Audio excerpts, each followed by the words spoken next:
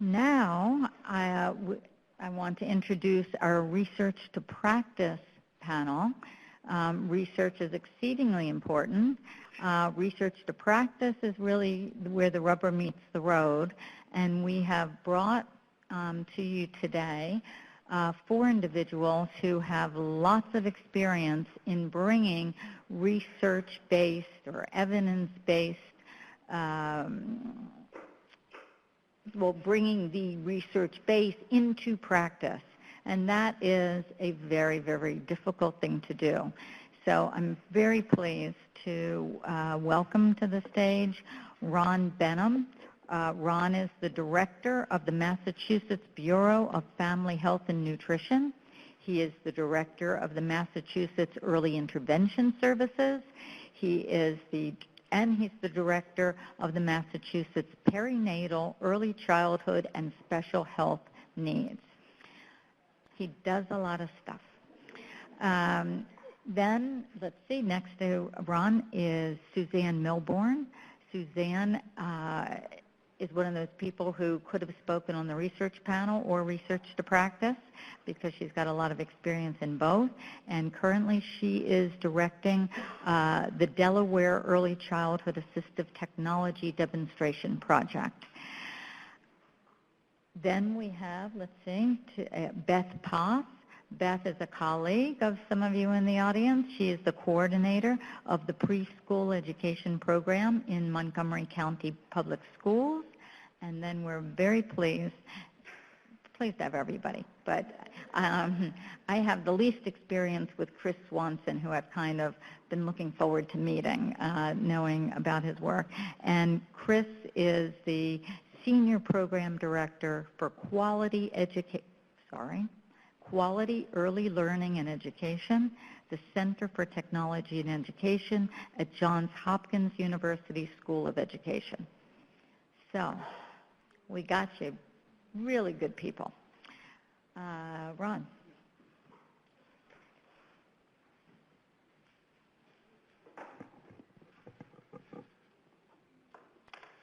Good morning or good afternoon still, like a morning, still good morning, so sorry. How many of you are friends of the Wizard of Oz movie? All right, well, you know the part where it's the horse of a different color? All right, well, I'm the horse of a different color because part of what you're going to get from me is someone who does not represent himself to be an expert, and that's the truth in packaging, and probably my colleague members here on the panel can pick me up wherever I'm misspeaking. I'm not consciously going to try to do that. But I'm also going to tell you a little story, and this is for Jackie's benefit, is that I flew down last night. I got here about 8 o'clock and got a cab at the airport to come over to the Churchill Hotel. And the gentleman who was driving the cab was about my age. And the first thing he said to me when I got into the cab was, "What do you know about technology?" Yeah. I thought, is that Jackie Hess working a plant here? He didn't hold up a sign saying, "Benham, get in this cab," but it was very funny because, and the more we talked, the more he told me about all of his technology needs and how he buys so much additional stuff that some of it, you know, particularly the women in the room might recognize this if your guys like to shop like I do, all clearance rack though, is that you keep stuff. He said, "Well, I'm hiding this one. I'm hiding this new tablet in the car because I don't want to take it in yet." And so I said, "What's your plan?" But anyway, he was very much into technology. So what I'm going to do is a few things. One is I'm going to talk a bit about the Massachusetts Early Intervention System, and that's specifically where the relationship with Jackie and Susan in terms of Let's Participate has taken place. So I'm going to talk a little bit about the history of that. I'm also then going to talk about that in relation to our relationship with our Department of Elementary and Secondary Education, who are working with us as well in Let's Participate. And for those of you who may not be familiar with Let's Participate, there are a few slides that really talk about that. And then sort of end with some thoughts on opportunities and challenges. And some of these clearly people have articulated very well, and I'm not going to dwell on them, but I think there's some just from a practitioner's perspective. Maybe, I guess, actually, what you need to know about me and those various hats that I get to wear is I'm more the money guy. I'm the manager who people come to and said, do we have money to do this? And generally speaking, I guess if you want to find champions to do the kinds of work, if you're challenged by what someone had as a slide before, money's always an issue. And I'm not saying it's bottomless in terms of Massachusetts early intervention, but we're well funded. We're a very sizable program. And so in many things, we do have resources that a lot of other states don't have. And frankly, that's a challenge that we can talk about a little bit more. Am I advancing or are you? Next one. So what we do in Massachusetts is obviously for early intervention children under the age of 3, those with a known birth condition to result in developmental delay, a child who has 30% delay in one domain, and then children at risk of developmental delay. The system is operated on a contractual basis. What that means is that the state puts out requests for proposals in a procurement. We are presently supporting 38 agencies that run 60 early intervention programs statewide, and each of those programs serves a defined service or catchment area, and that particularly in urban settings, more populated areas, there are more than one agency. If you're in more rural areas, and I know there's rural and there's frontier. We don't have frontier, but there are certainly in western Massachusetts some rural settings. Generally, there's one provider within a service or catchment area. All of those agencies have to bill private insurance. They also have to bill Medicaid. In both cases, there's either legislation or agreement in terms of what people will pay for. And in addition, the Department of Public Health serves as the payer of last resort. And I would point out, I am from the Department of Public Health. I come more from a public health sort of background in the evolution of these services, but have a great deal of interaction as well in terms of the educational space within the state. In state fiscal year 17, we expect to serve 42,000 infants and toddlers on a cumulative basis. That means for anyone in the room and our OSEP friends that are here, there's a daily count or a day count. You would take roughly half that number. But the other challenge that we face, and I think we face this in relation to some of what I want to talk about later, is that there are probably another 10 or 12,000 children, infants and toddlers who go through an evaluation process but are not eligible for early intervention services. And you kind of say, okay, they're under the age of 3, where do they go? And I want to talk some about where do they go and what's the penetration of assistive technology services and devices within those areas, and specifically more talking about child care, home visiting, and those types of things. And I think it's reinforcing the theme that you've already been hearing a lot this morning, is that I'm coming from the perspective of this is good for all kids. It's particularly good for children who need the devices specifically for whatever disability or challenge that they're facing. But I think in terms of, someone said blur the lines earlier, I would say obliterate the lines, just sort of make it that what's good for everyone is good for all, and where it needs to be more specific to a need, then we address that need appropriately either through the IEP or the IFSP. Okay. A little bit of stories. I've been working for the state for 34 years, and I came from Cape Cod, where I ran a large Head Start child care, early intervention, integrated preschool agency. And in those days, I mean, we thought we were very progressive if we were using switch toys and devices like that.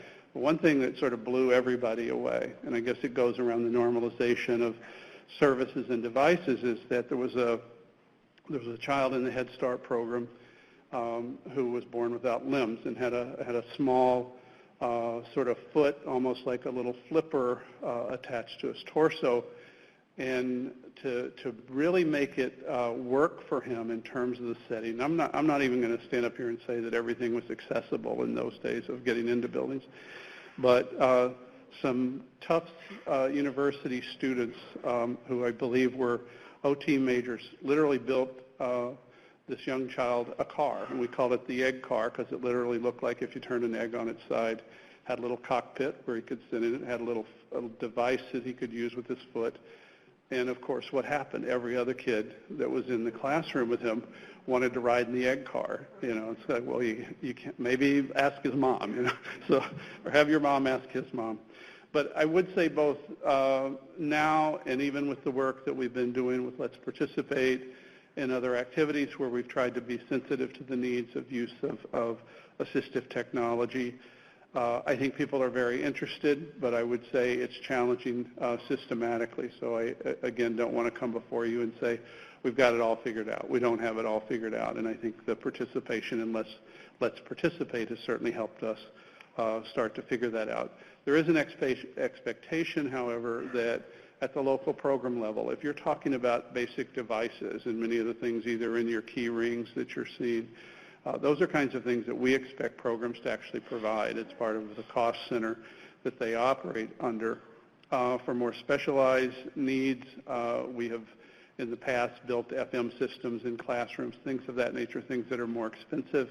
The state takes the responsibility to do that, both historically and currently. So, how I met Jackie. Let's Participate. And sometimes what happens with me, and I say this with humor and fondness for our OSEP friends that are here, I get volunteered on a lot of stuff, mostly because I'm not uncomfortable getting up like this and either one, making a fool of yourself, or two, saying something provocative, but then it's sort of like, well, ask him. He might want to do it. And the fortunate thing for me is I have a wonderful staff back in the Boston offices and our regional public health offices, incredibly committed, as I'm sure everyone in this room is, in terms of serving children and families. So the center has been working with us. I think we're in what, year 3 in terms of Let's Participate. And working with us, as well as the Department of Elementary and Secondary Education, the Section 619 program, to implement the Let's Participate model in 3 sites. Next one. Let's Participate is a model demonstration project to assist individuals with Disabilities Education Act Part C, Early Intervention, and Part B, Preschool program, in implementing and sustaining promising practices in the effective use of assistive technology by infants, toddlers, and preschool children with disabilities, and as a result, improving their functional outcomes. And in each case, a child-specific assistive technology plan helps to link AT supports to desired IFSP and IEP outcomes. The project uses a collaborative capacity-building approach to increase understanding and use of assistive technology supports among local educators, service providers. Service provider would be the term we would use for the early intervention programs, and families, to help young children participate more fully in daily routines and activities. To ensure sustainable outcomes, the project provides a comprehensive ongoing professional development system, on-site coaching of trainees by an AT project liaison, an AT lending library of assistive technology services and devices, and responsive technical assistance. And we've been very, very fortunate, I think, to be able to participate in that. Jackie's had some very kind words for some of the local programs that they are working with, and I would give a shout out to the woman who really runs early intervention in the state, even though I'm the mouthpiece, Patty Fougere, who has been very active as well in this. So here are the things that I see the opportunities, and a little bit of this, I think, is, I don't think I'm saying anything different than what other panelists have said previously, but I will say I think that the challenge across the country for early intervention, for the new home visiting programs that have been up now 4 or 5 years, for child care, for Head Start, for things related to the health department like Title V, maternal and child health, and children with special health care needs, is we need to get out of our silos. And the things that we're doing, we need to do more of them together, because I think in terms of the issues related to staff development, in-service training, there are probably too many silos of everyone learning the same thing, but we're not there learning it together. And I think that's a real challenge to the field as a whole. And I really would encourage, I know this is predominantly probably an educational audience. I would really encourage you, reach out to your health department. Title V in this case refers to the Maternal and Child Health Bureau or program that exists within all any of the states or district that are represented here and other federal initiatives. And the point here about science being on our side is that it is on our side around early childhood, but we have to remember early childhood doesn't start at 3. It doesn't start with preschool. It doesn't even start with birth. It starts pre-birth and good prenatal care for moms in terms of the pregnancies. And I think that's the point that I'm going to keep hammering home. I'm going to retire in a couple of years. So the larger point that I'm working on for the rest of my career is really to talk about how do we weave these things together so that people are not only defending their own space, but defending a collective space. And I think that's true for assistive technology, and it's frankly true about any of the range of services that we do, particularly as it relates to engagement with families. So I think that the challenges that I would identify, I think many others have identified. I guess I put at the top of the list, particularly it's where the rubber's hitting the road at the local level of where services are actually being provided to families. Is there enough expertise in the field around assistive technology? And I would challenge us that there probably is not. I think the slide that had the stacks of money built up, that's an ongoing challenge that I think we all have to deal with. I think screen time concerns have been appropriately addressed and appropriate use of technology, but I would equally say, I think in terms of future direction, I looked at this slide this morning sort of prepping a bit, and I said greater us of technology. And I guess I feel like maybe it is a greater us of technology as well as greater use of technology, but the us, collective us, has to be able to be more comfortable because, frankly, I think with everything that's been shown here, with everything that's occurring in cars, your homes, driverless cars, technology is the wave of the future, and how do we guide that in the most optimum way?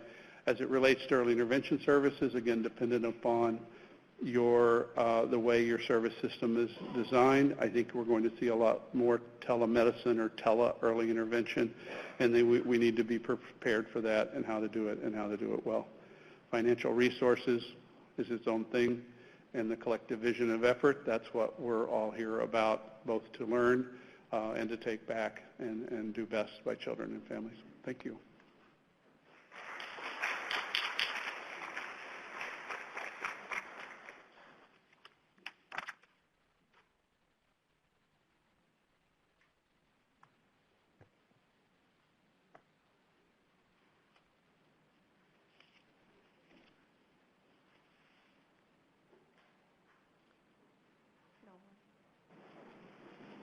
Are you doing the slides? Yep. Okay. Okay. Is it morning or afternoon? Did we decide? It's still morning. It's still morning. Okay. Good morning. I'm going to divert this very slightly from the PowerPoint, and I always wish that I used another system, which I have to learn, that I can just write on the screen and as I go develop my presentation, because there's been so much said today that I want to just recap a couple things and then step back and take like a 30,000-foot view for a minute to define what we're calling today technology. And if you Google it, as someone put up on, I think it was Bill put up on the screen, he uses Google a lot to find his information, but if you Google the word and you ask for a definition of technology, it can be very basic. And I'm here today to talk about not only technology, but assistive technology and how we think about ways to translate the use of these great tools from research into practice. But the very basics of technology, if you think about the definition, if you look it up, they are tools that we develop as human beings for the purpose of making our lives easier or for solving a problem. So technology is a broad array of things that we design as human beings to make our lives easier. If I take these glasses off, I probably can't see that screen or the person in front of me 3 feet away. This is my technology, right here. You're all using some type of technology today. A pen or a pencil is technology, right? So when we add the word assistive to this, then we are specifically using and developing technologies for individuals who have been identified with a disability. The word assistive is related to this notion of disability, or this idea or the concept of disability. So very high level, if we think about this, we can all be champions for the use of assistive technologies with young children. And that's how I think of myself. I do not define myself as an assistive technology specialist. I go to my expert friends when I need advice on the actual tools and the things that are available. But the work that I do really focuses on how can we build the capacity. Ron was saying we don't have yet, from his perspective, the expertise in the field. But I'm going to slightly disagree and say we do have the expertise. We just need to give people permission to be the champions and take a role, no matter what that role is, in promoting the use of assistive technologies with young children. Your role as administrator is to look at the systems and the system supports that are available to the practitioners and to the teachers and to the families to access the devices and the services they need and to supply the money. Yeah, okay. In higher ed, we have a role to train the incoming workers in the field to understand this concept of assistive technology and how powerful it can be in a person's life, that it can make the difference between a child being able to participate with their friends or not.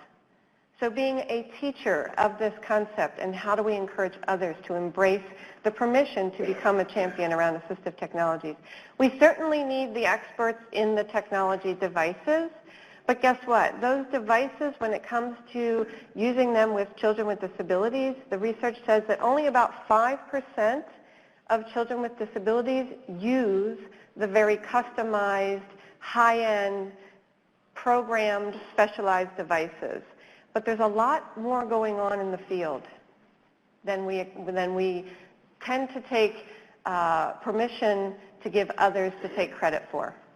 I walk into a classroom and I'll say to a teacher, so what assistive technologies are you using with child X? And she'll say, I'm not using any. And then I sit back and I observe and I make a list. And I say, well, you're using the picture schedule on the wall with that child, and you've built up the pencil so that they can hold it easier, and you've positioned them in circle time with something that is giving them the sensory input that they need so they can focus and pay attention for 20 minutes or 10 minutes, hopefully. Those are assistive technologies in my mind. They are tools that are helping that child be successful and making circle time or making writing or making predictability easier for that child. So that's what I'm here today. I'm hoping that I can inspire you at whatever position and whatever perspective you bring to the field to be a champion for assistive technology and to promote its use and to help people define it. So I'm going to walk you through slides probably very quickly now because I've used up some of my time sort of on this diversion. But what I'm going to focus on today is what's important from my perspective in terms of helping individuals in the field embrace this idea and begin the journey of discovering assistive technology and how the power of it and what it can look like. So here we go. So we have a stack of evidence, and I think you heard earlier that some of it is pretty clear, some of it is evolving. We have a stack of evidence in the field that tells us that assistive technology works. Bottom line, it works. In some instances, we have to figure out the best circumstance in which it works, or we have to figure out which particular device works best for an individual.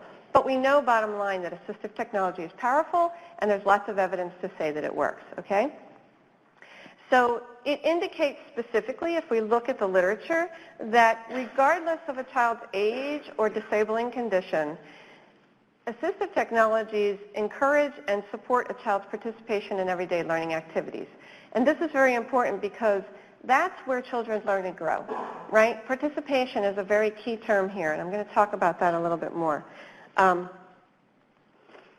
If we look at the studies that are coming out since the 1960s, this was an article that I'll show you in a second that you can get access to, but the studies on the effectiveness or the use of assistive technologies has significantly increased since the 1960s.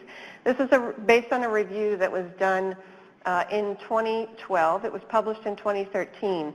So we're actually working to build out this to the current date because you'll see this drop-off on the left. I think it's your left. It's your right. The drop-off on the right might be due to the fact that what they were looking at here is studies up until 2012, and then nothing since then.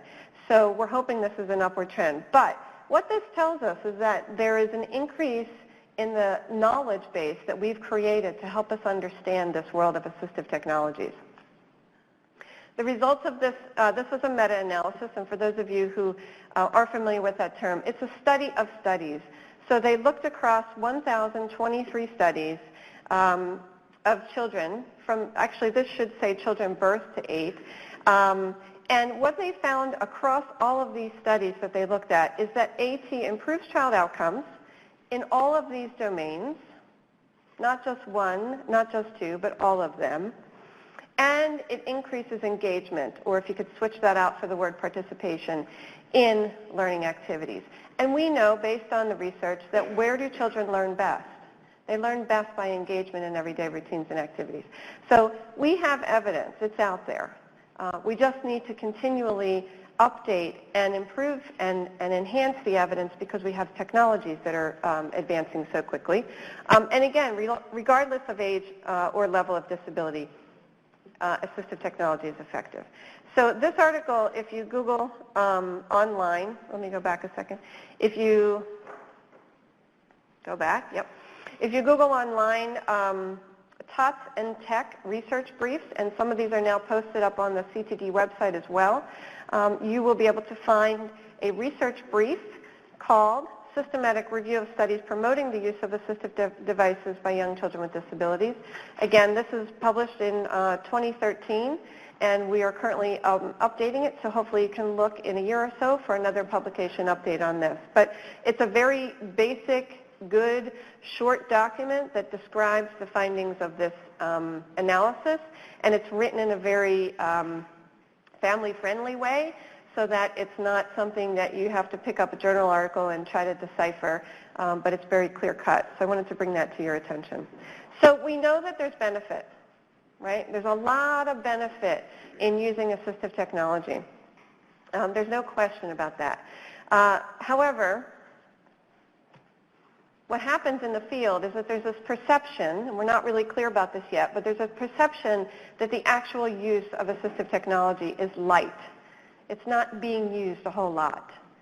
Now, we could argue that today, but the path I'm going to take you down today would say that despite the evidence that we have available, the benefits of using assistive technology, that it appears to be underutilized, and there's a couple hypotheses about this.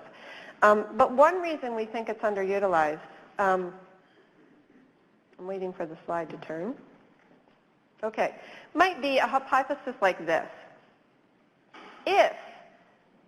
If we can empower people with the knowledge about what assistive technology is and what it can do, then the use might increase.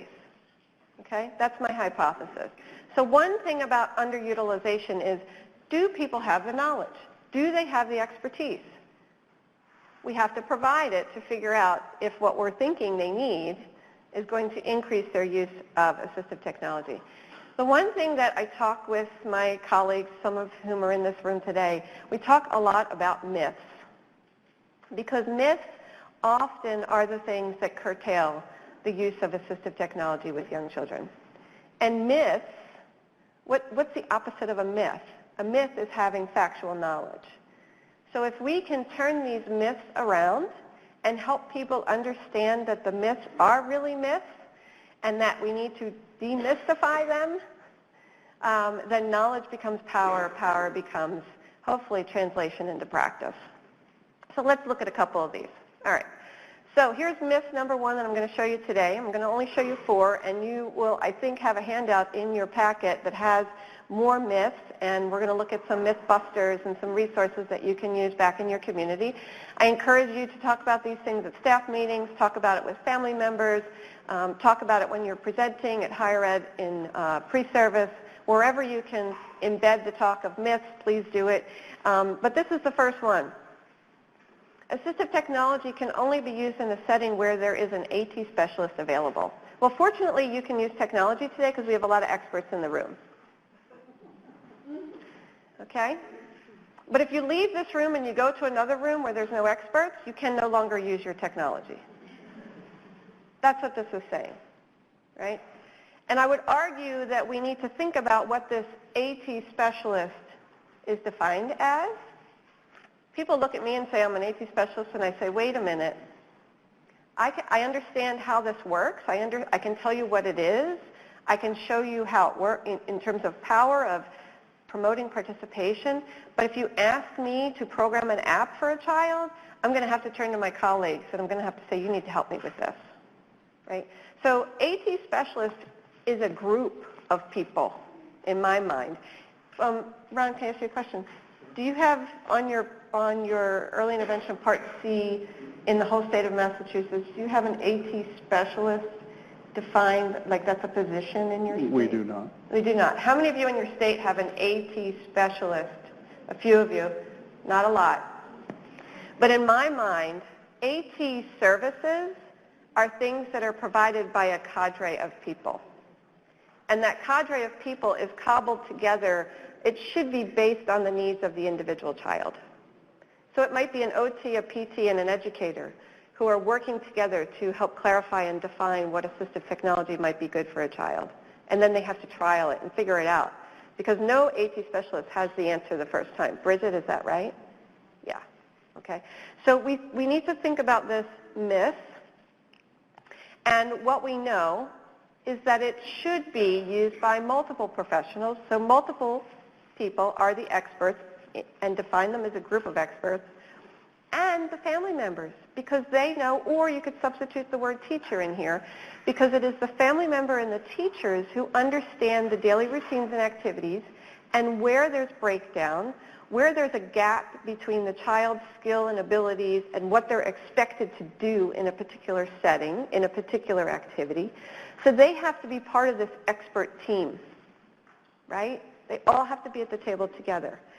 There's a couple myth busters, and again, you have a handout. I'm not going to go through each of these, but what I've tried to provide are resources that take you from research into practical application in helping people translate this knowledge into practice. These myth busters are very accessible. They are things that are widely available, and most of them are very user-friendly and were written to promote this broader idea of building experts in the community around assistive technologies. So don't try to scribble this down because it's in your packet today in a handout. So that's myth number one. Myth number two, a child must be old enough to benefit from assistive technology. We often hear, and Ron suggested earlier, that early childhood doesn't start at the age of 3. It actually starts in utero. And as soon as we know that there's a gap between the skill, performance, and abilities and what we expect children to do, assistive technology really can serve as a bridge to help the child be able to be successful and continue to build skills that they will need. And eventually, they might not need that assistive technology anymore, or they might grow and shift and move into a different type of technologies. So this is a myth that we hear often over and over, that a child is too young. We have to wait. We have to wait until they're ready to use the technology. Bill, how long did you want to wait? You were on the airplane, right? Yeah, we shouldn't be waiting. All right, so here's the myth buster. There is evidence in the field that the use of assistive technology for even short periods of time yields positive outcomes for very, very young children. Again, there's myth busters here. Wonderful. Bridget and Sue, my colleagues, colleagues here in the room introduce you to Maya, which is the second resource here, but Maya's Journey. This is something that a mother has been very, she's advocating for her child's opportunity to just be a child and explore life and express herself. But Maya's Journey, if you're not familiar with Maya, her story is documented through several videos online, and this is just one example of them. Some of them are very long, some of them are shorter, but it really illustrates Maya's journey from using technology very early on to help express herself and to build communication skills, much of what we've talked about today. Babies driving robots. We talked about robotics, but this is work being done at the University of Delaware, where very young children, as early as 6 months old, who have physical disabilities are driving retrofitted vehicles that are purchased from, say, Toys R Us and customized to the child. One example, what the purpose really of building these cars initially was about giving children access to mobility, but it turned out that really the instructor who started this work is saying it's not just about mobility, it's about social justice. That this gives a child opportunity to engage, to be the cool one, to be the one that other children want to interact with. It's the egg car of 1970 that is now the Porsche that you buy at Toys R Us, right? That's what they're doing. But it's really about giving children the opportunity to participate and engage. But the technology is such that it also encourages skill development. So for one child who needs to develop leg strength, from a PT perspective, leg strength was really important so that eventually he could walk.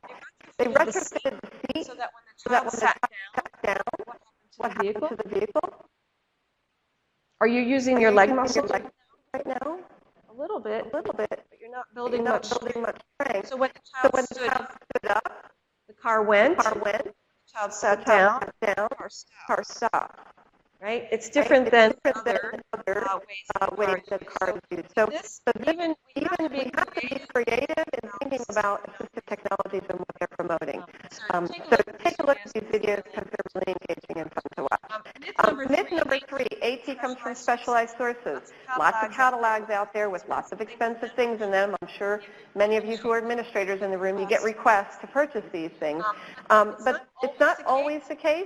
As the world of assistive technology, information technology, early childhood technologies, universal technologies, whatever you want to call them, as these start to collide, someone said earlier in the presentation that the lines are being blurred.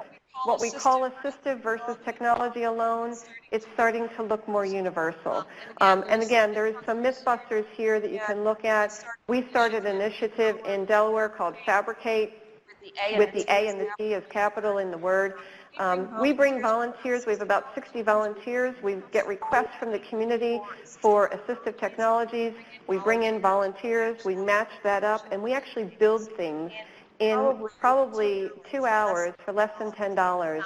The one video that I would encourage you to look at on our Fabricate website is called Lily Lynn Belly Time. We built a device out of materials from Home Depot that allowed a child with a G-tube for the very first time, now she's about 18 months old, for the very first time to be on her stomach. Now, developmental, how important is it for a child to be on their bellies? Extremely important to develop trunk stability and ability to hold themselves upright when they need to. So that was an amazing experience. I think the mom just was jumping up and down, so excited that this was the first time at 18 months old she was able to do that. In my mind, that's assistive technologies. It allowed this child now to be on her belly to develop some skills and develop her muscle strength, but it also gave her opportunity to engage in a new way. So the last myth I'm going to leave you with, and again, there's plenty more we can talk about, but there's prerequisites. The child has to be ready, and this kind of goes along with the old enough concept. But we should shatter that. There's no prerequisites. There shouldn't be. There shouldn't be. Technologies that we use should match where the child is.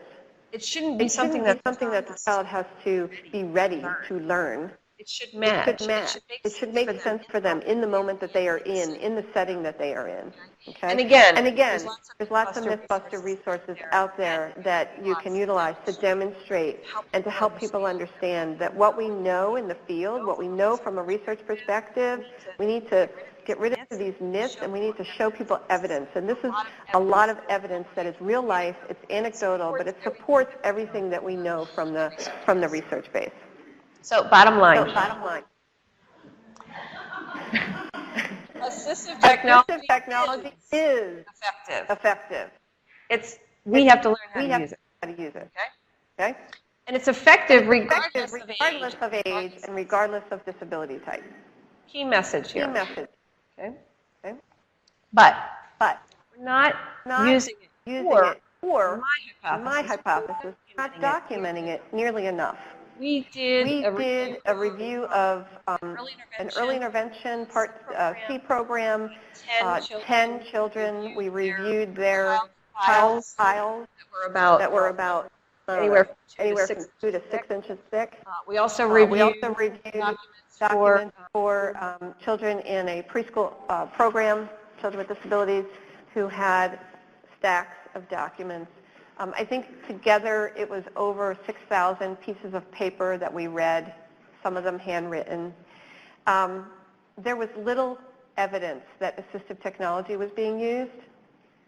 Then we met with those clinicians and we said, tell us what you're doing, tell us what you do when, tell us what the situations are and where you're using tools that if we took those tools away, the child wouldn't be able to participate. And guess what happened? They started talking. And so why aren't we capturing this? Why aren't we capturing when the OT and the PT talk about positioning and they figure out where the towels are in the house and they're rolling them up and they're positioning the child, supporting the child, and then maybe making a little slant table out of corrugated cardboard and giving it to the child to have upright access.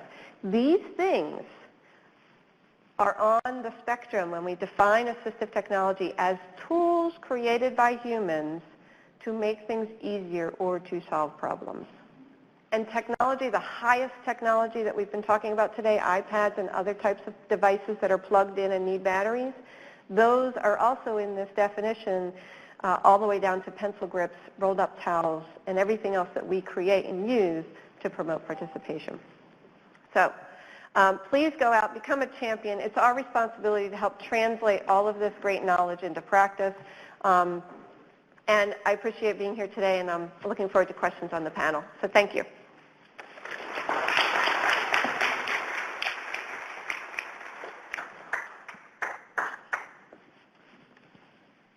Good afternoon. We've got 5 minutes before I'm allowed to say good afternoon. Waiting for them to pull up my presentation. So I'm Beth Poss, and I am here from Montgomery County Public Schools, which is a large suburban school district in Maryland, just outside of D.C. And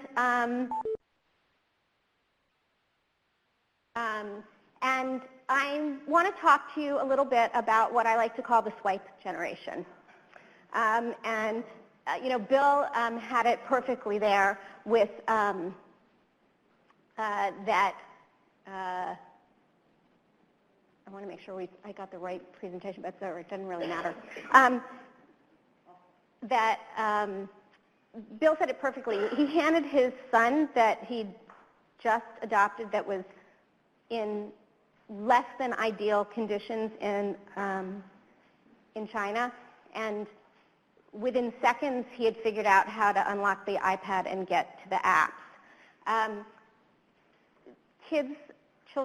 Young children today are figuring out how to use that technology. For them is not the issue. Sometimes it's more for us adults figuring out how to use that technology.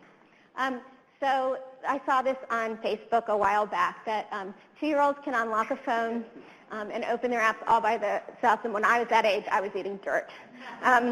So it's a different world that we live in, and it's important for us to acknowledge that for young children. So there's a number of different policy statements that are out there that people have referred to. Tamara talked about the NAEYC work with the Fred Rogers Institute. We've talked a lot about already the changes to the American Academy of Pediatrics. I just realized that this is in front of me, so I don't have to keep looking behind me. That's a good thing. Technology is wonderful. There's work from 0 to 3 organization and the RAND Corporation and the National Education Technology Plan that was just recently published. So we know that very recently the American Academy of Pediatrics made some changes. And I'm not going to go through all of them because we've talked a lot about that. But I think that the most important thing that we have to get from that are the idea kind of halfway down there that content matters, that curation helps, meaning we need to go out and find what is good out there, and that co-engagement counts. So what are we doing? What's the stuff that's on the iPads that we're using or on the technology that we're using? How do we go and find really good stuff and make judgment calls about that? And then how do we use it interactively with young children? So there's a fabulous statement out there from NAEYC, and it really talks about that the way that things have evolved and changed. And I don't want to spend my time talking about that right now because I think we've reiterated that many times, that the technology that we even thought of in 2009 is different because we can put it in kids' hands now. And it's not, when we talked about screen time previously, it was really about sitting in front of a television screen and watching something, as opposed to now when we talk about screen time, it's really more about how we interact with the screen and interact with each other because of what's in front of us. And so that there are times that you can use this with even very young children effectively. We know that play is central to how children learn, that play is learning for young children. And so it's not about the worksheet that's been translated into an iPad app. It's really about how we engage in play materials, including technology, with young children. So some things that you can think about in terms of screen time in redefining technology use. Is it purposely integrated to support learning? Is it intended to be solitary or take place with others? Is the activity sedentary or mobile? So you might think technology is almost always sedentary, but how many of you out there have kids or grandkids or no kids who chased Pokemon all summer long? That was technology. That is technology. That's mobile. It got kids out moving around, walking around. They had to find things, all right? So it's not all just sitting in front of a tablet and not moving. The National Education Technology Plan talks about the importance of interaction. It talks about the opportunities for global connections, and we can see that even with very young children, that grandparents who might be states or countries away, that you can have that face-to-face interaction even with very, very young children. And that's incredibly powerful and bridges so many gaps in so many ways. That's critical when we talk about that active use of technology versus that passive use of technology. And that's really what the National Education Technology Plan is emphasizing, and that there are ways. It talks about coding, things that a lot of people have talked about today, and the idea that you can do this with young children and that you can do this with children with disabilities. It is not limited to, we used to think of coding as something that really smart, really gifted individuals were doing. It's really something for everybody to learn from, not just a select group.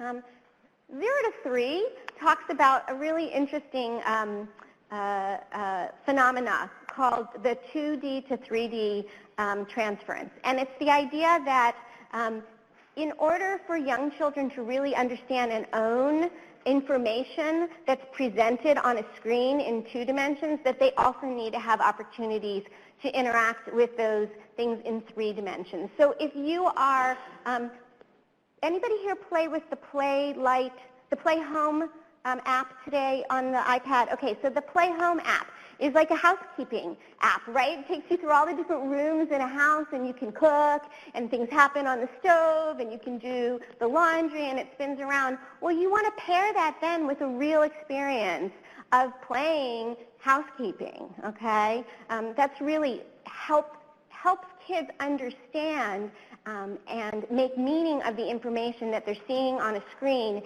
and be able to utilize it in real life situations. So really point out those things. One of the best things that you can do with kids, with very young children, and when Tamara talked about she wanted cuddle time, I challenge any of you to tell me, would anybody here say that looking at a family photo album with a young child is a bad thing to do with a kid? Would anybody say flipping through your family photo album, oh, look, there's Daddy. Oh, look, there's you when you were a baby. Oh, look, there's your sister, even with the young children. Is that a bad thing to do? You guys can answer me. Okay. So what's the difference between looking through a photo album that we flip the pages of and looking at your photos on your iPhone with a young child snuggled up to you talking about, oh, look at what you did. This is the most photographed and videographed generation in the entire span of time. Never have children had more opportunities to see what they did seconds ago. We can use that, and you can snuggle up with your kid, just like Tamara said, and use that as a powerful, meaningful opportunity. And have those opportunities to see, oh, look at that dog there. Well, it's the same dog that's over there in your family room. So having those opportunities to really see that. I'm not going to go through the myths of assistive technology and misconceptions because Suzanne did such a great job of it, and it's also some of the work of excellent people that are sitting right here in front of me. But again, there's no too young or not skilled enough, or that there's going to be limitations from using assistive technology. What we do have, though, is we have an avalanche. Right? There's just so many things, thousands upon thousands upon thousands of apps that are out there. And it's really hard to figure out what's a good app to use. And one of our earlier presenters talked about some different websites that can help show you. But what I really want to go over is some guidelines that you can use that you could apply every day to apps that you're looking at. And it's really about what makes an effective early childhood app. And I would say for anybody also that doesn't only work in early childhood, it's what makes an effective app, period. So you guys had an opportunity to look at some apps when in the break before. Can somebody tell me something, looking at it from an educational perspective, through your educator's eyes, what is something about one of the apps that you saw that appealed to you? Just go ahead and somebody raise your hand. Yeah.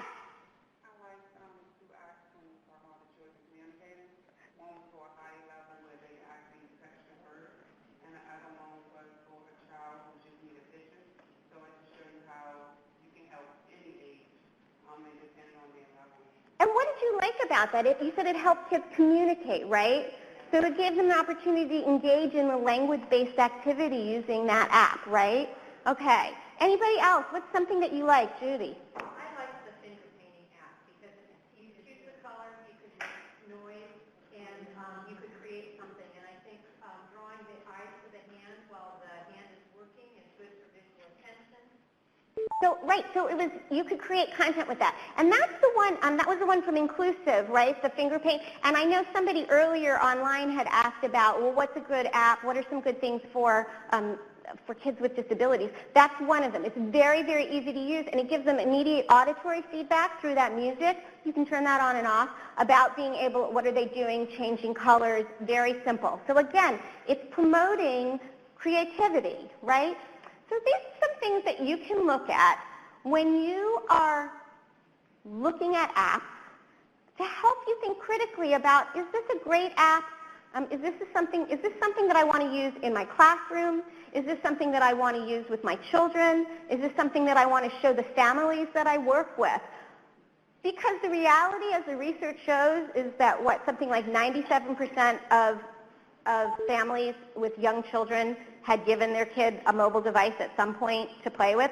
So the reality is, and that was when the old screen time, it wasn't like just since October when AAP changed the screen time recommendation, said it's okay to have some limited use. This was back when AAP said no screen time under the age of 2, okay? Parents are doing it anyway, so let's do two things. Let's help them make great choices about the technology that they're using with their children, and let's take away that guilt because we're giving them good resources to use about it. So we want to make sure that apps are open-ended and they support play and problem solving. If there's only one right way to do something in an app, I would hesitate that that's the best app to teach kids to be problem solvers and to be thinkers, okay? We want something that promotes literacy and language development, but we want it without drill and kill, okay? We want kids to learn and develop their thinking, not just practice a set of tasks. We want it to have rich, engaging activities that invite a whole lot of interactivity and control by the user. That's what makes coding such an amazing task for kids to be engaged in, because they are controlling what that robot is doing or what is happening on it. They're making those decisions. So we want to look for things that really direct it. Judy talked about when you're doing that painting. It's control. I'm not looking at what's happening on the screen. I'm making what's happening on the screen. We want to encourage movement. There are lots of apps out there that get to fine motor and gross motor as well. We want to enhance and encourage interactions with peers and adults, as opposed to solitary interactions. And really something that's critically important, I think, in this day and age, is we want culturally diverse and free of our resources and tools that we're using with kids to be free of stereotypes. So we want to have families that look like the family that they come from. So the My Play Home app does. It has families that are made up of all different groupings and colors, different looks. We want there to have the tools that we're giving kids to support that. And we want it to meet a developmental need. So there's a whole lot of things that are out there. I'm not going to take the time to go through this. I hope everybody will have access to the handouts afterwards. There's a lot of links that you can check on, and a lot of these have been highlighted. I think some of the best apps that are out there are the Toca Boca app, and they really meet that criteria there. The Tigly apps were mentioned. That's one of the ones that's like the Osmo that has manipulatives that you can use on the screen or beside the screen. We want to have apps that promote literacy and language. And what I would say, there's a lot of research that was referred to about books. I tend to avoid, personally, the books that have a lot of bells and whistles, because just like looking at a picture album, if you're sitting there with books on an iPad, that shouldn't be any different than sitting with a paper book in your lap. Epic, go to getepic.com, www.getepic.com, is free on an iPad or a computer for educators, or for any teacher you can have, and it has thousands and thousands of books. And if we can get access to books for families in that way, it's supporting that literacy development.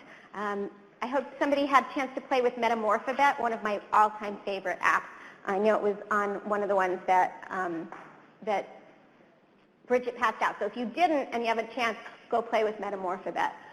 Movement is critical as well. And there are apps out there that actually get you up and moving. So Moves Like Me and Yogaverse are apps that support physical activity. We heard about some of the other technologies out there as well that do that. And any app that gets kids drawing is fantastic. And some of these different drawing apps also support as an assistive technology for those kids who might not have that fine motor control to do what they might be able to do on paper and pencil, but with all of the stickers and stuff that come with it, and the effects and being able to use pictures from your camera roll in it, makes it even that more exciting for them. There's lots of resources available for my presentation. If you go to my Diigo page, it has all the articles, websites, reviews, and everything that I have listed in there, and my Pinterest. So if you look for POS Best, or Best POS, I think you can search either way. On Pinterest, I have a whole page of apps for pre-K that really talk about how they relate to that list of guidelines.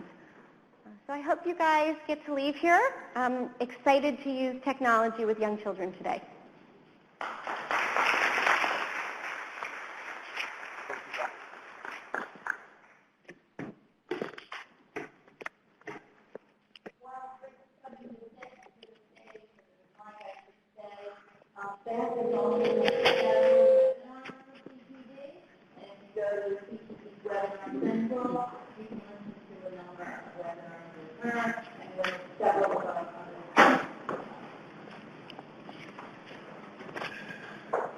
Great. Thank you, and welcome everybody. I guess I get the honor of actually saying good afternoon. I'm Chris Swanson, and I had the dubious pleasure of speaking about the future. And that's a bit of a scary thing. Let's see, there we go. So when Jackie and I first discussed presenting here today,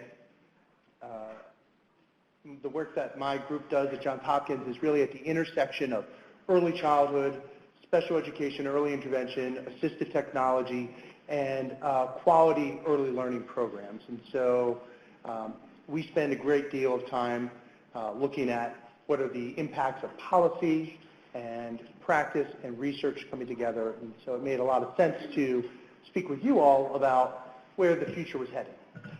I have to admit, that was a lot easier on November 7th, on Monday, November 7th, than Wednesday, November 9th. And my voice may or may not be due to screaming at the heavens, why, repeatedly since that time. But I'm here to say it's okay. And life will continue to go on, and we will see all this great work that you've heard already this morning in action. So just a brief moment to kind of why Johnny Carson? Why Carnac the Magnificent? First, show of hands, who actually remembers Carnac the Magnificent skit? That is fantastic because pretty soon, Best Swipe generation won't remember that. And so not only was Carnac a good metaphor for my speech this morning or this afternoon, but it's also symbolic of the change. For me, and I was of the same age of Bill, sounds like, staying up late when my parents didn't know that I was still awake and sneaking out to watch Johnny Carson at the TV downstairs, the only TV with rabbit ears, quietly listening to that. That was my access. Technology in that form, the television, enabled me to a world that seemed very, very different than what I lived day in and day out. The comedy, the current events, the various social cultural references broadened my horizon. So that was an early exposure to technology for myself. Today, not only do my own kids not know who Johnny Carson is, but they don't have to interact with technology in that way because it has become ubiquitous. It is on their iPads, it's on their phones. The same type of access to the broader zeitgeist that I was tapping into as a child is now available through Netflix or through Hulu segments where they're able to watch the latest from Saturday Night Live or a Daily Show. And as we learned from before, that's where the majority of Americans under Jon Stewart's reign were getting their news and information, which I won't pass any commentary on that. But November 8th happened, and the future seemed to be in question. But here's why we can all rest assured. That night, several people went home and were very happy that their candidate won. They may have celebrated. That celebration may have led to babies, and so there will be a bunch of red babies being born. Now, at the same time, if you were not quite so happy, you may have sought comfort and solace in the arms of a loved one, and sure enough, there may be some babies coming out of that, and we will have some blue babies born. And in some cases, we will have Republican and Democrats coming together to make little purple babies. So, as perhaps uncertain some of the educational policy and trends are going to be, the reality is kids are still being born. We still have a need, and the value and importance of early childhood is still there for the roughly 4 million kids that will be born this year. And for the purposes of our conversation, those 4 million kids, if trends hold up, about 3% of them will ultimately be eligible for infant and toddler services, for early intervention. They will benefit from that. And roughly another 18% will find their way into preschool special education, 619 programs. So the work that we do collectively matters. It still matters today as it did on November 7th, and it will matter for the next 4 years and beyond. So that's a little bit of reassurance.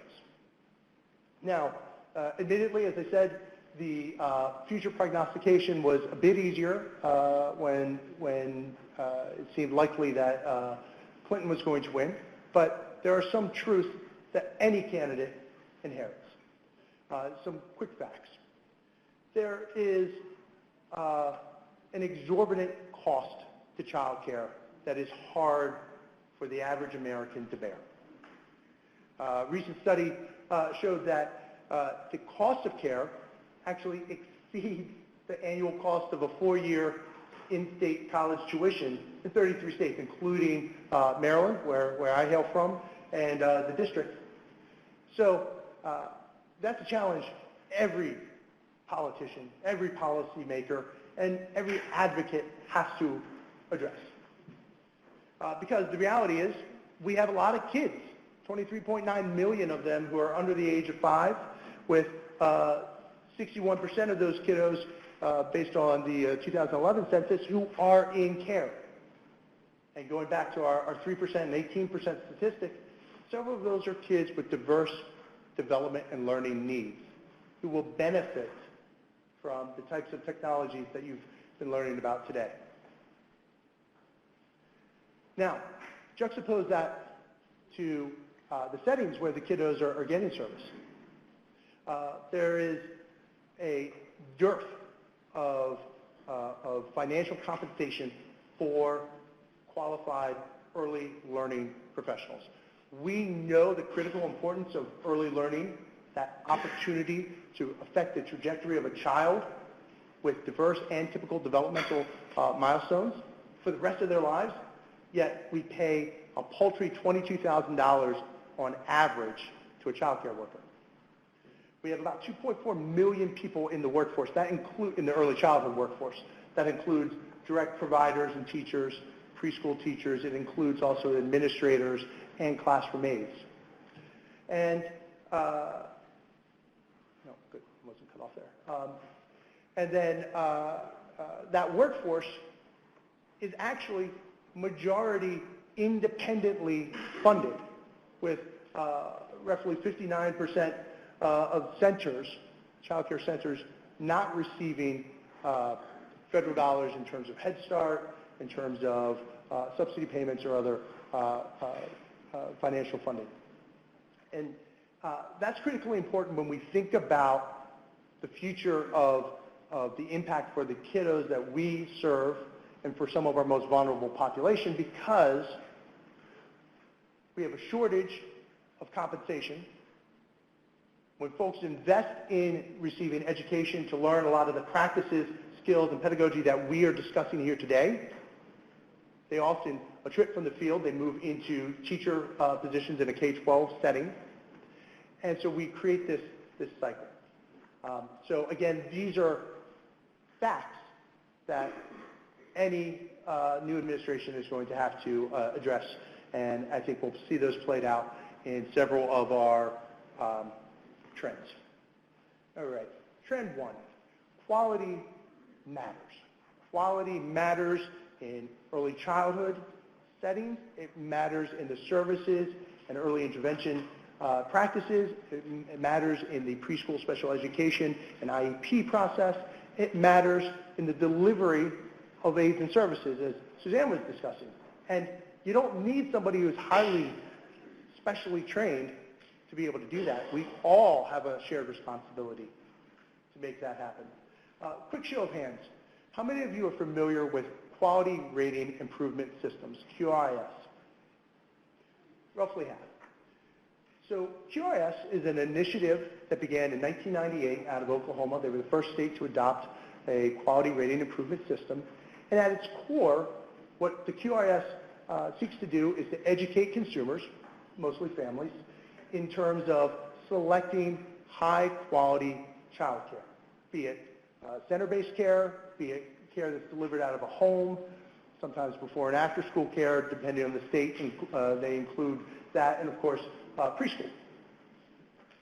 Since 1998, and actually with a change to Missouri this last year, thankfully, every state in the country, every territory, and several states like California, Florida, and Kansas have multiple QRSs.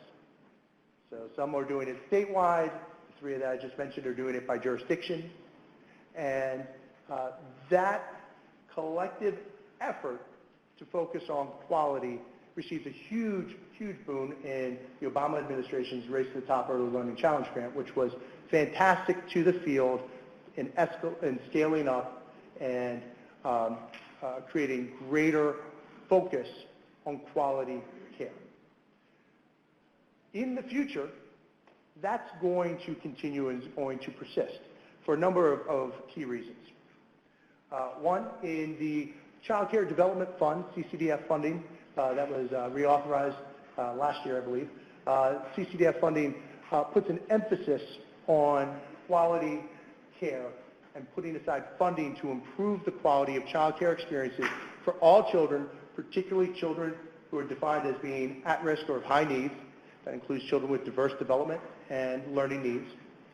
That's $5.3 billion of money that goes out annually towards that end. The new administration has talked about wanting to expand on this concept of Title I portability, which is frankly allowing people to kind of carry the monies that they get in terms of vouchers towards private education, towards charter schools, and to other school choice efforts. In early childhood, through the CCDF, we've actually already been there. We are allowing the dollars to follow a child through their parents' selection of quality child care to help support subsidy payment to promote greater inclusion of kids in a wide variety of settings. So I think there's a good likelihood that that trend will continue into the future. At the same time, the ESSA Act, Every Student Succeeds Act, that was just reauthorized, has a greater focus on Title I funding as well. And so when you marry this money for all students with this initiative in promoting greater access to quality child care experiences, you're going to have a continuation of emphasizing that quality matters, that families need to have tools and resources to choose quality, and that quality is broader than one set of school readiness standards. We're going to see greater focus on meeting the needs of children who come from atypical backgrounds, who come from poverty, who come from non-English speaking homes and children who require assistive and I like the term universal technology to help them thrive and learn. That's already playing out right now in the current landscape of our QRISs. There are 29 states that have inclusive practices built into their standards. The work that my team does at Hopkins, we help to build and we operate Maryland's QRIS, what's called Maryland Excels. We're proud that we have a requirement and we're able to tie into our data systems to see that children who are receiving services through an IFSP or through an IEP are being, having their needs met and having those programs implemented within a quality child care setting. We also built an initiative called Making Access Happen that helps to promote and guide programs who are not comfortable with being able to do the types of cutting-edge practices and services that help every child to meet their full potential to implement those. Louisiana, Colorado, several of the jurisdictions in California are pushing similar types of initiatives. We are going to see that focus on connecting childcare to access for children in community settings who have behavioral, communicative, and developmental needs continue and flourish, because that's how programs will be able to, that's how states will be able to receive the CCDF funding. And that's a big, big deal, and it's a huge kudos to the current administration, and it will be hard to unravel for future administration.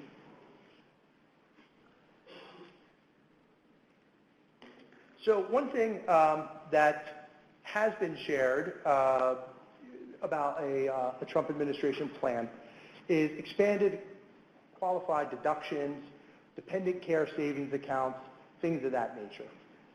Admittedly, it's hard and to get fine details, but based on the information that is publicly available, it is expected that we'll be able to see greater qualified expenses for children who have needs to use assistive or specialized technologies, for families who are accessing other interventions and supports.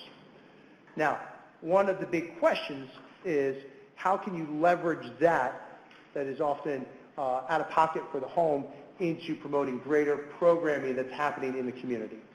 That's a question mark right now. There's not a clear indication, though there are a couple of things on the horizon that might give us an inkling into that. Thing one, we know that, again, because of the Title I portability that Mr. Trump has espoused, having dollars follow the child into their care jives with what I'll get to in Trend 3 as his new nominee for Secretary of Education's philosophy of school choice. So in that scenario, what is possible is that you will see families be able to take dollars that are allocated to them either through CCDF or Title I funding to purchase devices and supports that can follow their child into community care settings.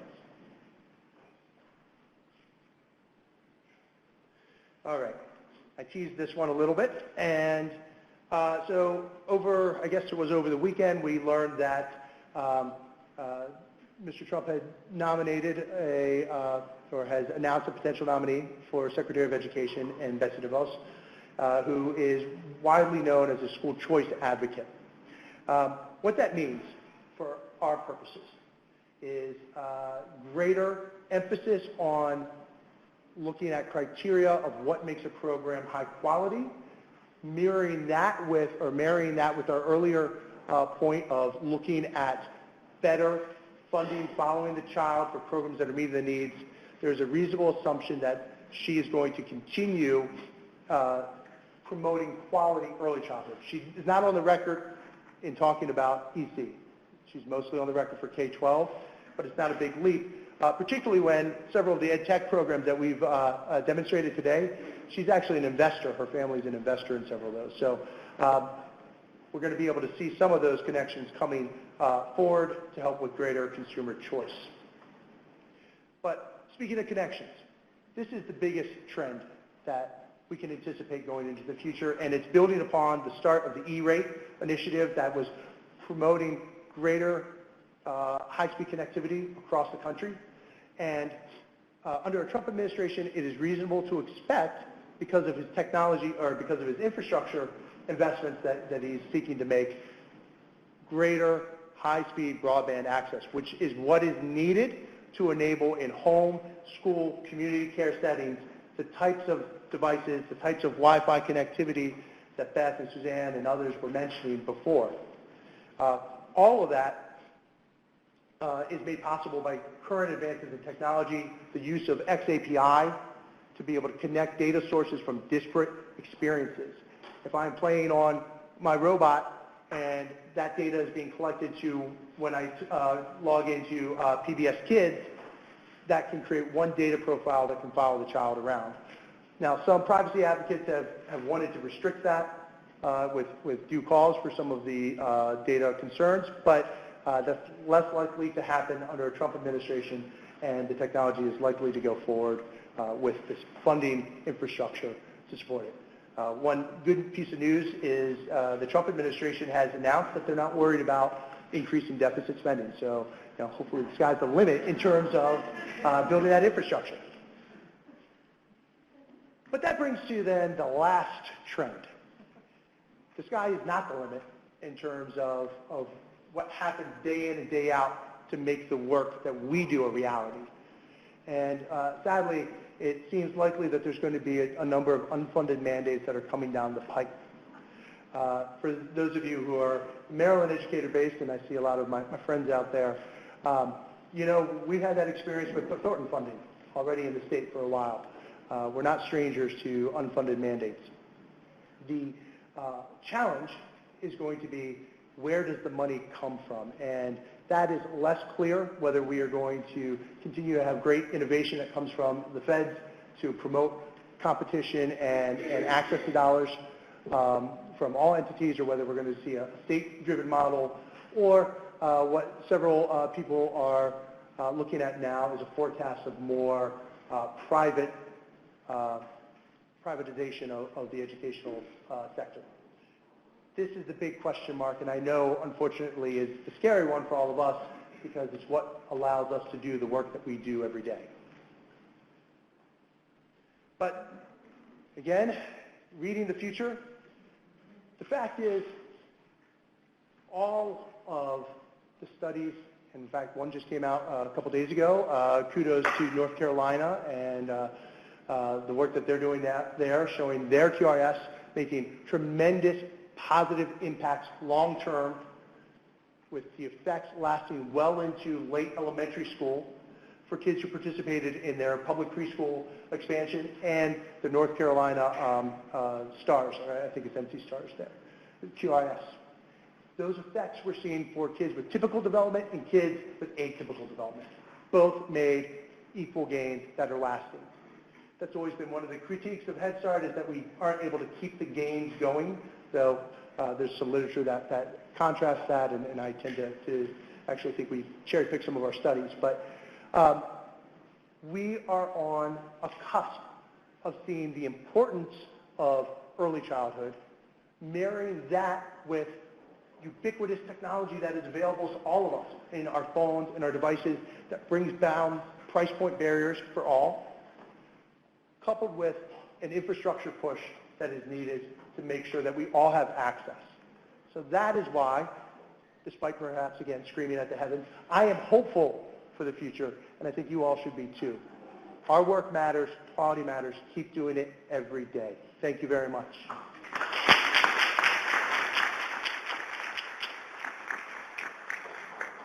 Nice job.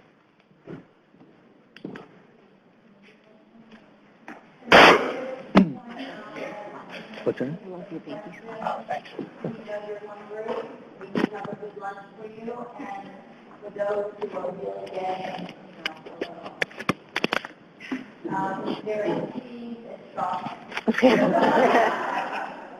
So, hope you tell that.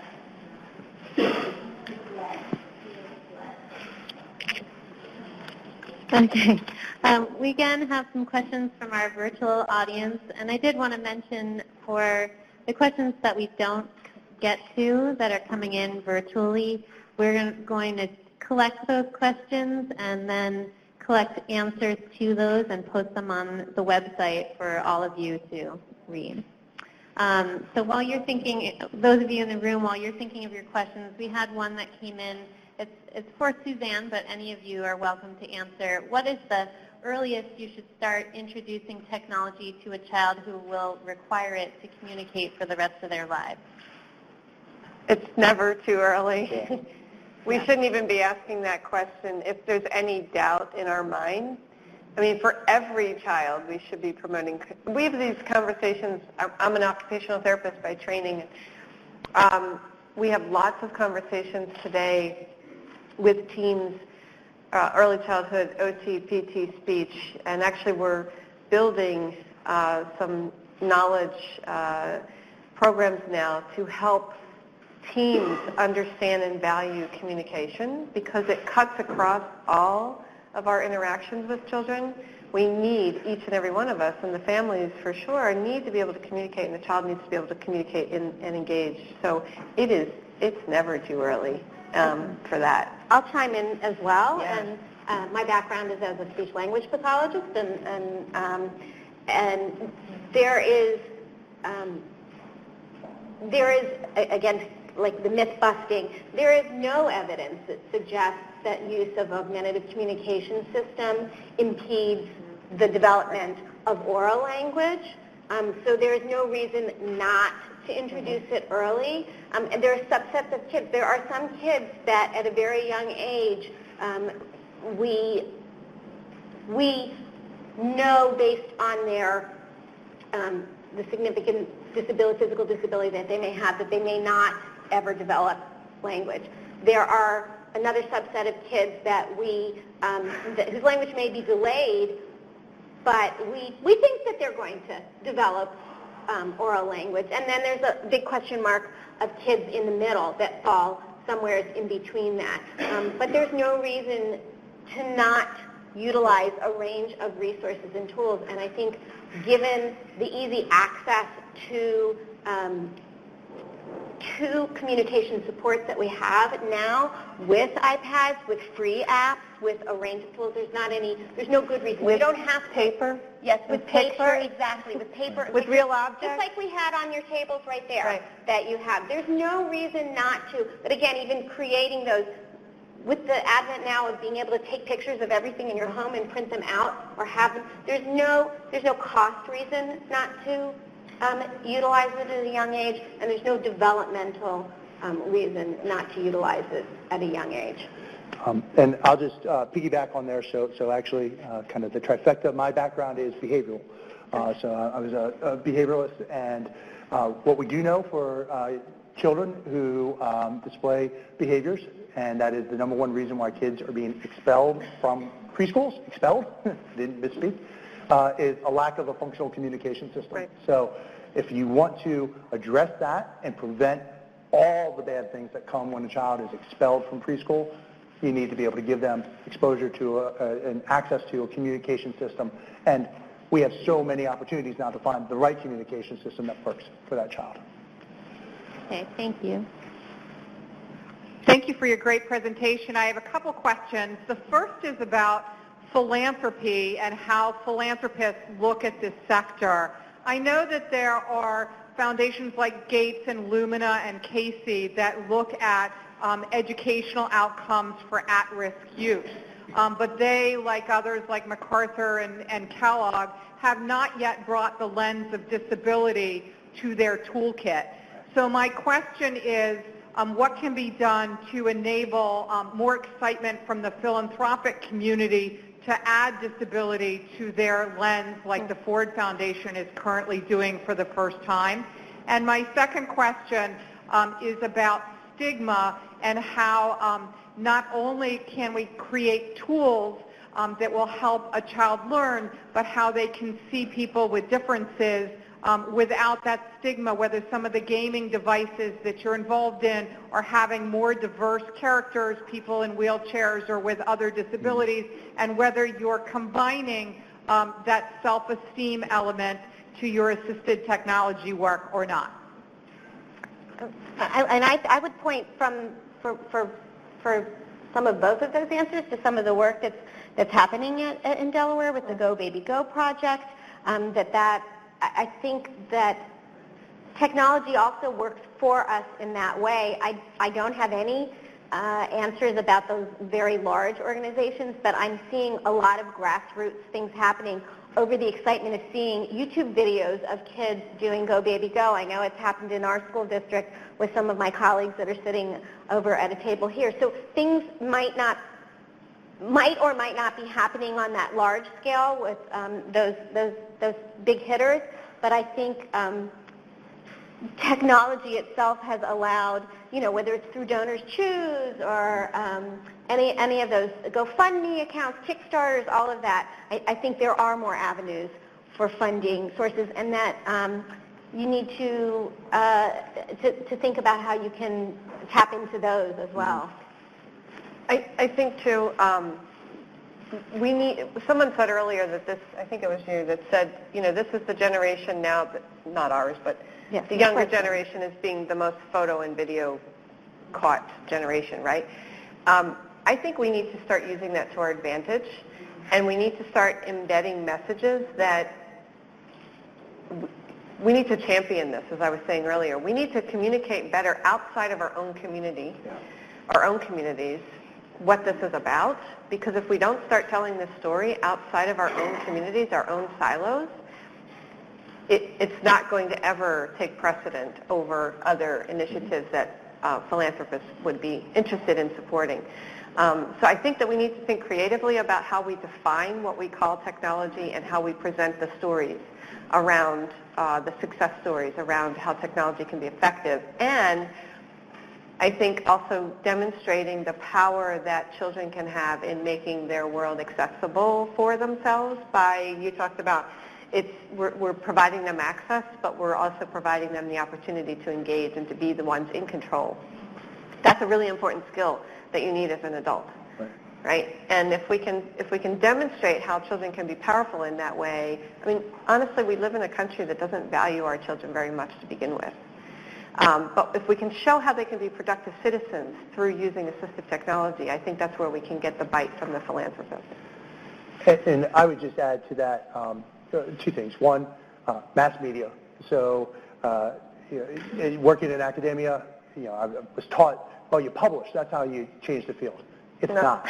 You have to be able to message. You have to be able to communicate clearly and get people excited and to get the buy-in. And so, in fact, opportunities like today are fantastic chances to invite those philanthropists and other representatives to come and hear a message. The BUILD organization, who represents the broader QRS world, they always have Gates and Robert Wood and others at the table when they have their big events.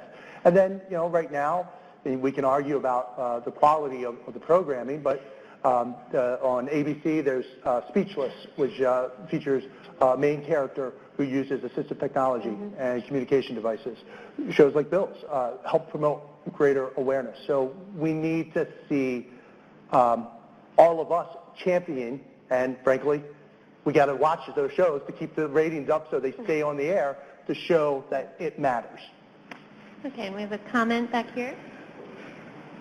I just wanted to add to that I work in video description and in television, and tagging on to what Chris said, there's a lot of TV networks that are actively getting involved in it.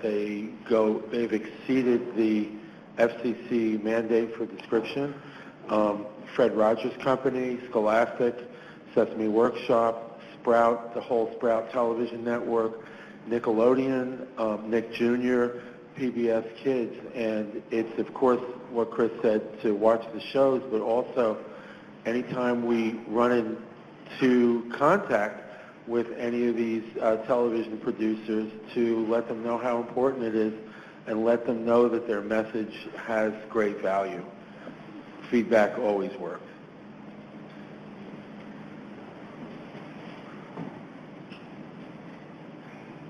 I think we have time for one more question here in the front.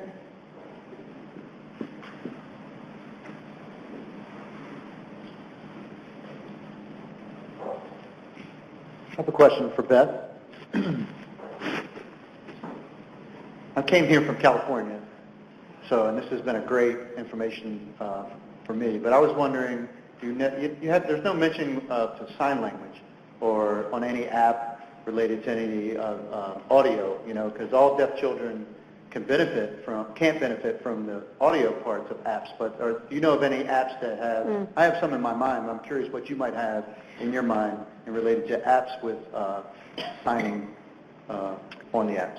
I know that there are more apps that are out there. I don't have any that I can list off the top of my head. If somebody in the audience knows of one, that would be great, that are incorporating it. I think one of the ways that you can create content that would better support children who are deaf is somebody mentioned Book Creator. There's so many apps out there now that you can incorporate video into that you could be incorporating the signing. So it may need to come where that you are engaging in that content creation along with students.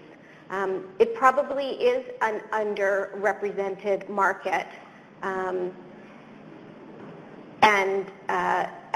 So I apologize that I don't have anything to name off of the top of my head, but I would look to apps that you can embed video into. I do have a name for you. Good, thank you. Please share it. Oh, it's called Signals Science. It's called Signed Structures. Do you know about? Have you heard about that app? Signed Structures. Signed Structure. Oh, Signed Stress. It's really cool. It has signing with stories, and related with it, it has ASL dictionary with the audio part of it to voice. My son, he can hear, but my son watches it, and then he has double language. He watches it and he learns ASL as he's hearing the words at one time. I think it's great for all children. Like when the one person mentioned that all children should have participation in everyday lives, and to encourage apps to include all children, whether they can hear or if they cannot hear. Sign language would be a great inclusion to many apps, but, they're not free, so it may not be to their benefit. I'm going to have to definitely look. I'm going to write that down as soon as I sit back down at my table and look at that. And I will make a point of including it on my Pinterest page so that we can get the word out more about that. Thank you. I would just add... Yeah, they have games and activities and all kinds of stuff. Thank you. I would just add, one of the projects that we run is a free website called Maryland Learning Links. It's www.marylandlearninglinks.org. On there, we have two AT matchers, if you will. One is called the Matchup tool, and the other one is Tech for Tykes. Tech for Tykes specifically looks at developmental needs, allows you to kind of go pick an area of focus and then match with recommended apps. We do have some for children with hearing impairments and other sort of sensory-based differences. But those are all free to use. We're constantly updating as well, so we have a pretty stringent criteria that we look to evaluate the apps before we put them on there. There's a place to be able to give feedback if you have a recommendation of added apps. But MarylandLearningLinks.org, you can find all that. And I think folks in the audience want to hear the name of the app that she mentioned. I also want to add to that, check on VL2 at Gallaudet University. They have great resources for deaf and hard of hearing patients. You can check it out. VL2. I'm like taking a napkin and writing this down right here. VL2. Okay, thank you. We're just going to lead you in another hands-on activity. Then we'll have our family panel. We know your agenda says that you're going to eat at 1, but we're going to eat a little later. So again, if you need to step out and get a little snack, you could do that. But we hope you agree that it's been worth it to stay here just a little bit longer. Oh, yeah. Please join me in thanking our couldn't research get department.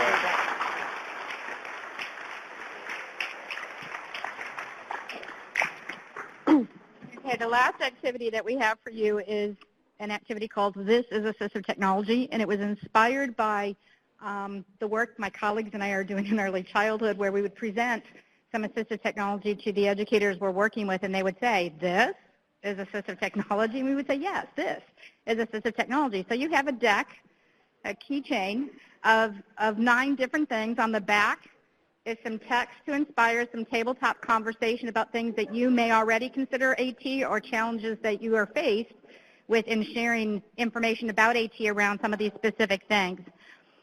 For our online folks, you have the PDF of this.